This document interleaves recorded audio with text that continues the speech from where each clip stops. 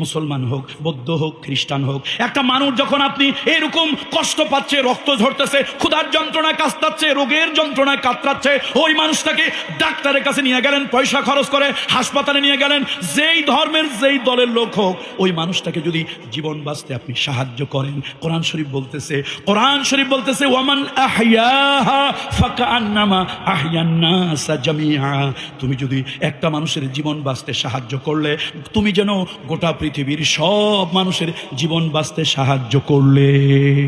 আল্লাহু আকবার! এর থেকে বড় মানব অধিকার কি আছে? হযরত আলী রাদিয়াল্লাহু তাআলা একটা যুদ্ধের ময়দানে শত্রুর সঙ্গে মোকাবেলা করতেছেন, অনেকক্ষণ ধরে আল্লাহর বাগ শেরে খোদা আলীকে কোনোভাবেই ওই কাফের টলাতে পারে না, অনেকক্ষণ চেষ্টা করলো। এবার সাইয়েদনা আলী তার উপরে চেষ্টা করলো, অল্পতে আলী তাকে নিচে ফেলে দিল, তার বুকের উপরে উঠলো, আর সাইয়েদনা আলী খঞ্জর বাইর করলেন, খঞ্জর বাইর